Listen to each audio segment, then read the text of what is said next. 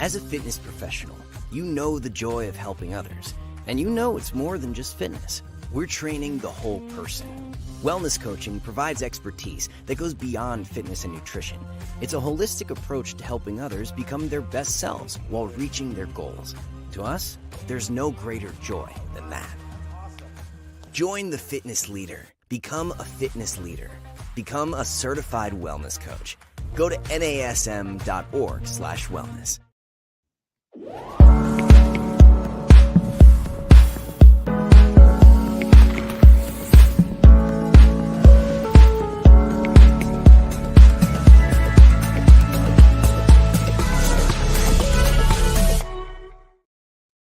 Hello, hello. Welcome to my podcast. I'm your host, Angie Miller, and this is Strong Mind, Strong Body.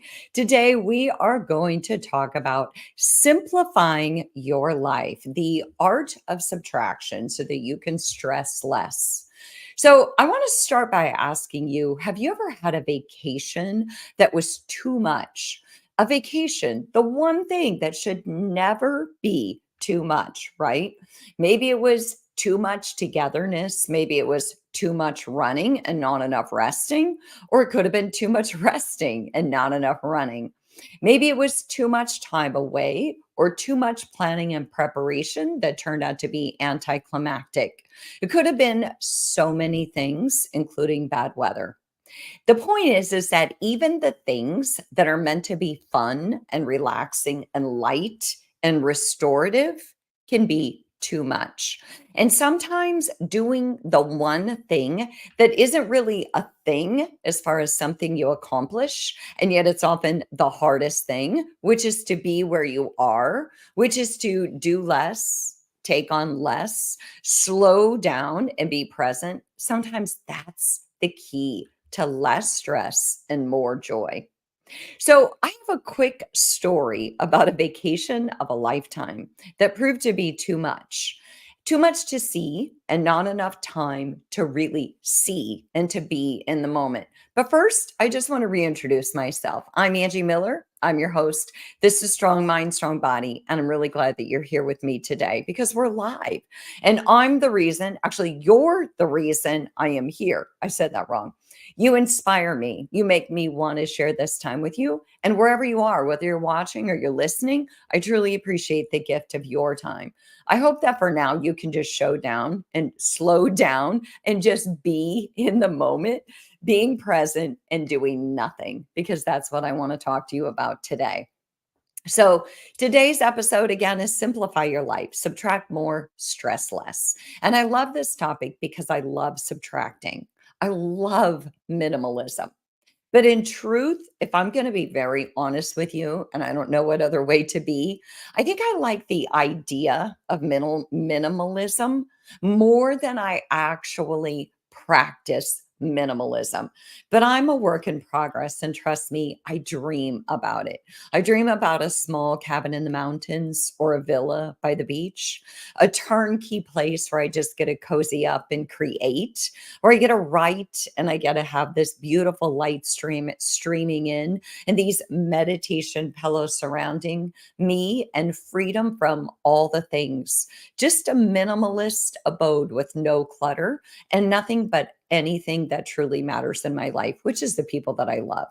So in my next life, I think I'm going to come back as a clutter coach, someone who comes into your home and trains you in the art of decluttering. Because next to minimalizing, I think my favorite thing is actually organizing. Okay. So here's my story about that vacation. In 2018, I went to New Zealand for 19 days to travel with my daughter. And that's when, if ever, packing it all in on one vacation took on a whole new meaning. In our 19 days of travel, starting on the North Island, flying to Dunedin on the South Island, renting a car, me driving on the wrong side of the road, on the wrong side of the car. And by the way, only taking one mountain pass barrier with me for memory's sake, of course, which was stuck in the back wheel of the car. Anyway, that's another story. We stayed in 11 hotels or bed and breakfasts, whatever you want to call it, 11 in total. We drove the entire South Island. We took a beautiful train trip of a lifetime to Christchurch. We flew two different planes. We took the train ride. We drove. And, we even took this big swing over the mountains, one of those huge kind of bungee swings that goes over the mountains. Scariest thing I've ever done. But truth, I love taking risks. And I thought it would be less scary than bungee jumping. But in retrospect, I'm not so certain. I was right. But here's the thing. Everything was perfect. It was a trip of a lifetime, and I wouldn't take a single thing back. I'm not even sure I ever want to go to New Zealand again because I want that memory to be my last memory of New Zealand, me traveling with my daughter. But what happened in that trip was I worked with a travel agent for the first time in my life. And I had just gotten to Charlotte from our move from Chicago. And I didn't know anything about New Zealand. I thought, there's no way I can plan a trip to New Zealand. Are you supposed to drive? Are you supposed to fly? What are you supposed to do? So I hired a travel agent and she did a spectacular job. But the one thing that she did was she overplanned us. In truth, those 11 nights that we stayed was supposed to be, I think, 14. But at least three times during the trip, I turned around to my daughter Isabel and said, hey, we're skipping the next one. I'll deal with the cost when I get back. But we've got to stay put for a minute because we're just going and going and going. And I feel like we're like buzzing through every event and every destination, and we're not actually pausing and enjoying it. So it felt at a certain point like we were chasing memories more than we were enjoying memories.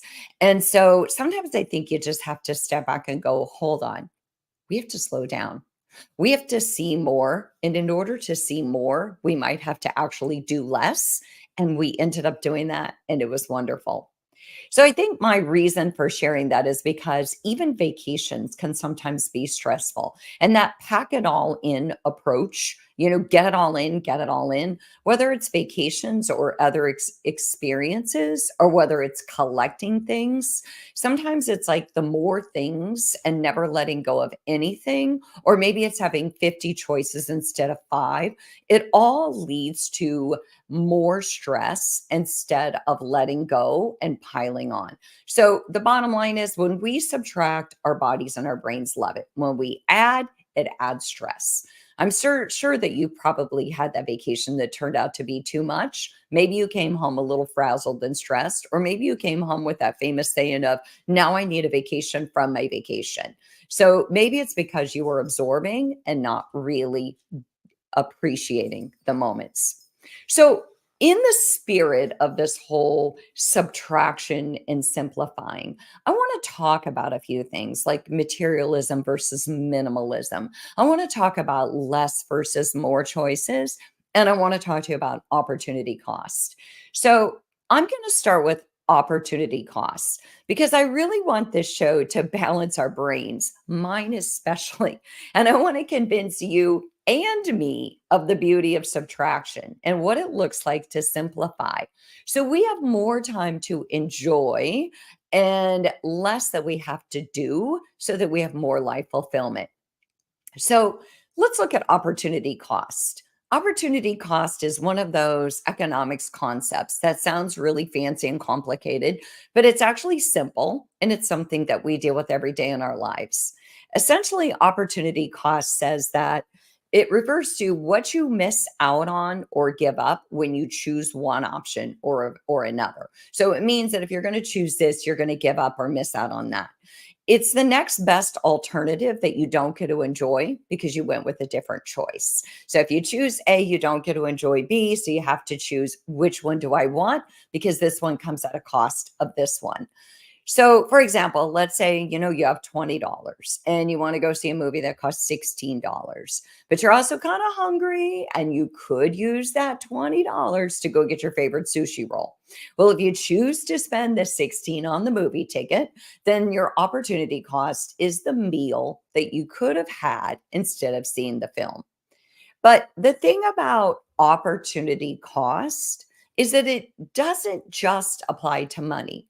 It's anything of value that you miss out on when you make one choice or one choice over another choice.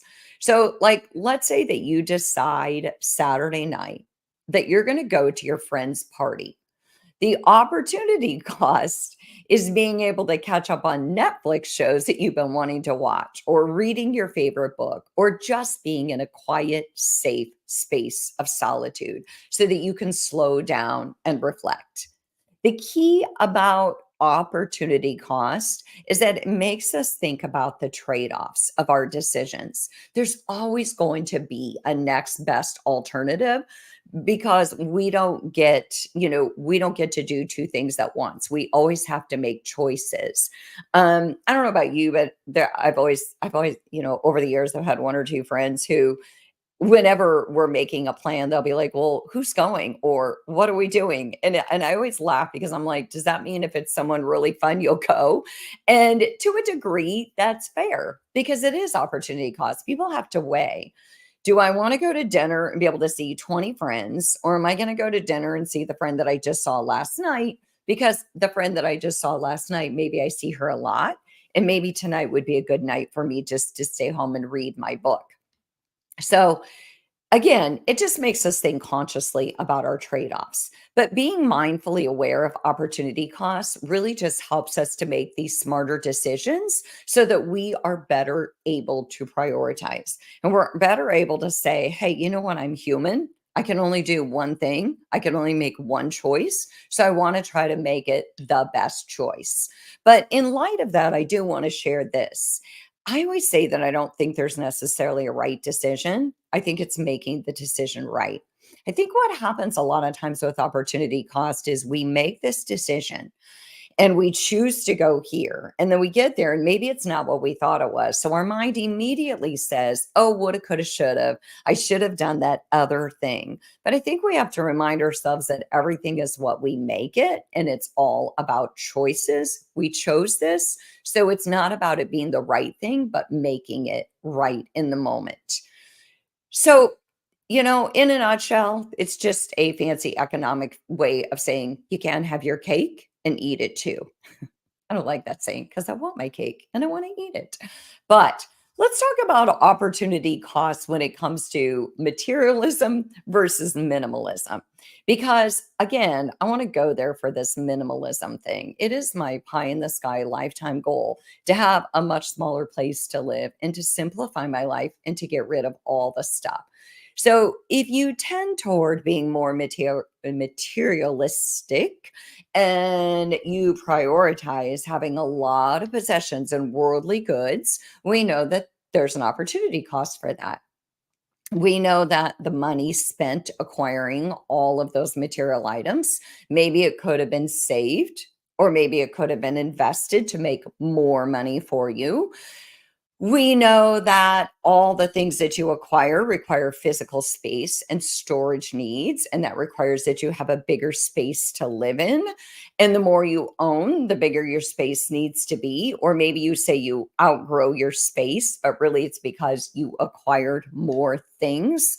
And so it's maybe not so much about the space, but it's about the fact that you just keep acquiring more and more material goods. There's also mental energy when we talk about materialism, right? Because we have to maintain, we have to organize, we have to keep track of all of our belongings. And I always say that we don't own things, things own us. So we had a good sized home in the Chicago suburbs. And I could not wait to get out of that home and get to a smaller, more kind of sustainable or maintainable place that I felt more comfortable being in, that didn't have a basement and three other floors and all the rooms. And oh my gosh, the toilets to clean. We don't even want to talk about that. And so I feel better with less space, but that's just me personally, because I think that it takes a lot of mental energy and it's also expensive. Think about repairing a Lexus versus a Toyota. There's a huge difference. Or putting in premium gas in a Lexus versus a Toyota. And I'm not saying you shouldn't own a Lexus. I'm saying you should own whatever makes you most comfortable. We're talking about opportunity costs going both ways. So, I even look at little things like the glass or the ceramic stovetops. So our new home in Charlotte has one of those glass or ceramic tops where the heating coils are underneath the solid surface. And allegedly, the sell was that it makes it easier to clean because all the, if the boiling pot boils over, it doesn't go down into the burners and you don't have the big mess that you have to clean up. Hmm, I don't know about that. I've decided that I'd rather go back to the old school burners because every time I walk by my perfectly immaculate, glass or ceramic stovetop, any little smear on that stovetop is my nemesis because it's so visible on that shiny surface. And the upkeep is so much more costly because if you get the most minor scratch, it shows up. So there's potentially less flexibility, less mobility if you're weighed down by possessions. But I said I would talk about the flip side. So the flip side of minimalism is this, this focus with living with less stuff. But the opportunity cost could be that you give up luxury comforts that you've worked really hard to be able to afford. Or maybe you give up physical goods that you know you could actually provide for yourself and others. Maybe you give up the conveniences, some of the conveniences of everyday life. Or maybe you don't collect as many things because you're afraid of collecting, but you miss out on the joy of collecting things that you love. So, when we focus on minimalism, we focus on being very, very selective, very intentional, and very thoughtful about what we purchase and what we allow into our space. So, in weighing materialism versus minimalism, again, I think we just have to be conscious. What kind of lifestyle do we want to live? Because lots of possessions definitely affords lots of benefits, but it also has a cost benefit ratio. So, minimalism provides simplicity, but you might sacrifice some advantages. All that said, I'd love to know about you. I know for me, minimalism is my goal. If you're watching this episode live, I hope you'll weigh in on the chat and let me know what you think. Okay, so here's another one final thought about minimalism. I think about and I wondered about telling this story. I'm not meaning to be dark on this, but I think about cleaning out my mom's house. So my mom lived in her home in Iowa for almost 50 years. And when I went in to go clean it out, it took, you don't even want to know, 20 trips from Chicago to Iowa and back and forth, loop de loop, trying to clean out her home, which had a basement, two upper levels, a garage with two levels, and trying to clean out everything. And the thing was, everybody was using it as a storage unit. So my four sisters, everybody had stuff stored there. We had our kids' bikes, we had the whole thing. And what I realized in doing that was I couldn't get everyone to take her stuff. So while we remembered my mom's possessions and we had wonderful memories associated with it, and while we would go, "Oh, I remember when she crocheted that," I would say, "Okay, cool. Will you take it?" My sisters would be like, "I don't have room for that." And so it ended up being where we saw the nostalgia, we felt my mom in there, but when it came down to it, my mom's stuff became more stuff that we would have to put into our homes. And we all knew that we were limited. So we had to really pick and choose. Hey, what means the most? What do I most want to salvage? And the sad truth is, I really realized that our stuff someday becomes someone else's burden. And so, while I'm not saying that you shouldn't enjoy your life and that you should get rid of everything because you don't want to be a burden, I am saying that it definitely took on a different meaning for me. And materialism gave me less joy, and minimalism spoke to me more. Right. So, it just depends on your priorities. So, let's move on. All right, are you ready? So, again, I'm Angie Miller. We are talking about the art of subtraction, simplifying your life, and how to stress less. So, in terms of opportunity costs, let's talk about time in terms of subtraction and simplification. So, when it comes to time, we always talk about, are you wasting time? And I used to do this a lot with my clients. Like, well, when they would say, "Oh, I'm so stressed. I don't have enough time. I don't have enough time." I'd go through that exercise that I used to go through with my students when I taught stress management. And we would try to figure out, well, where is there time that maybe you're wasting that you don't realize? Like you're scrolling social media or you're mindlessly scrolling channels on the TV. But I've been thinking recently that the reality is that sometimes we might even want to get rid of good things that we might spend our time on just to appreciate the fact that we have more time. So think about the times when you turn down a fun event because you want to spend more time alone or doing less. You just want less hype, less people, less accountability to anyone but you. That's a good thing, right? So you spend time paying attention to you. You get a check in. Hey, what's missing? What do I need more of? What's working? It's all reflection. So I have so many examples, and I bet you do too. And I hope you'll share them of when I said no to something and it turned out to be time very well spent. It was good time. It would have been a great party or a great outing with friends. And yet I didn't have any regrets. Another example that I always think about is like work or professional opportunities. When I get these opportunities to write or be a contributing author, I find myself saying no more and more and more. So I was asked to be a contributing author to a wellness program that was recently released by a very, very renowned company. And I said no because I knew that it would suck the life out of me. I knew it would stress me out and it would cost me time that I needed to do other things. One of them was to keep my sanity.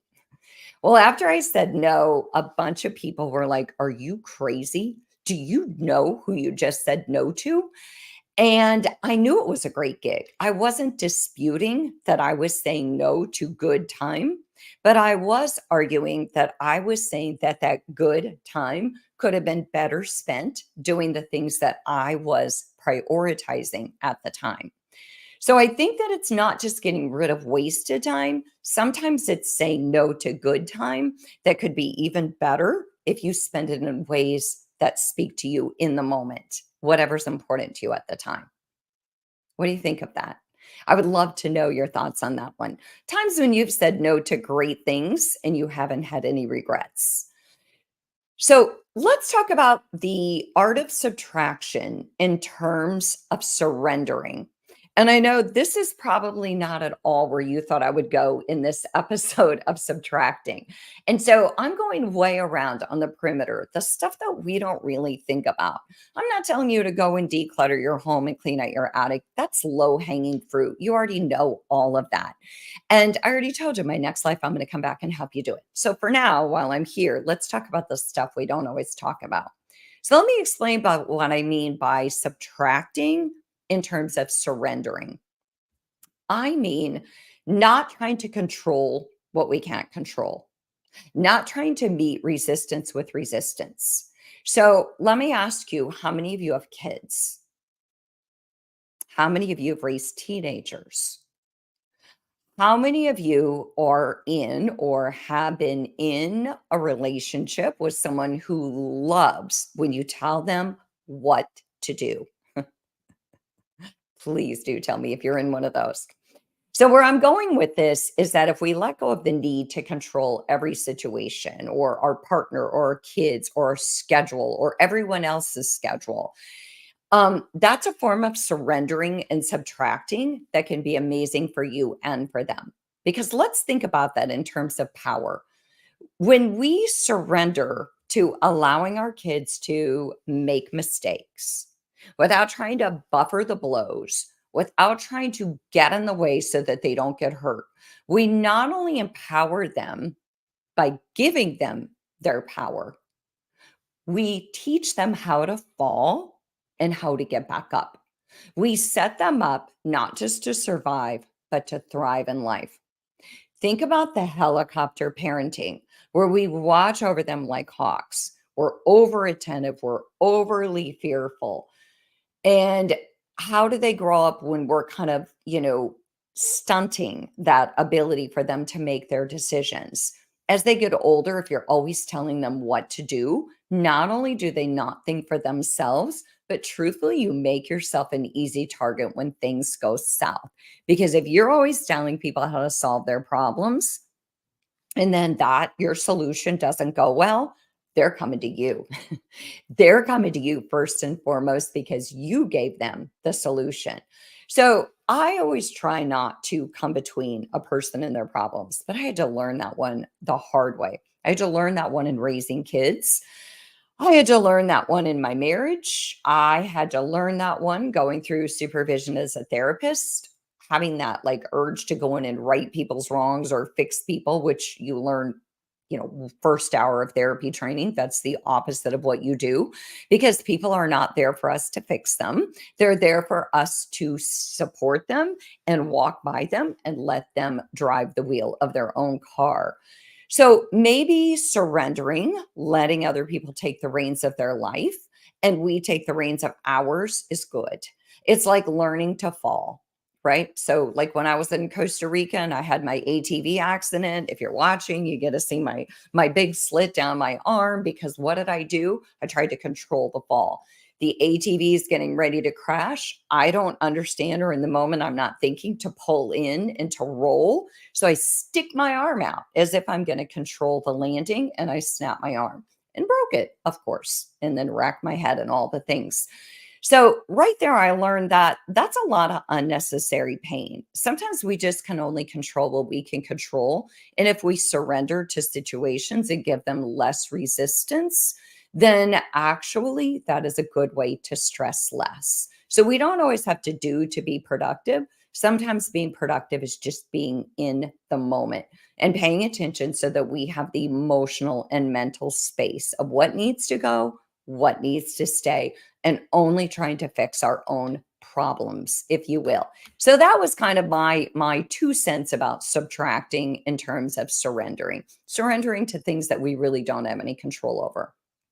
So, last but not least, let's talk about choices and the paralysis of too many choices. So, before we talk about simplifying our life, and again, not the whole organizational thing, not the whole clean out your attic thing, but just the whole easing up of our mental space and thinking about different ways to just simplify our life. Let's talk about the paradox of choice. There's so much research out there that says that having too many choices can lead to decision paralysis and decreased satisfaction.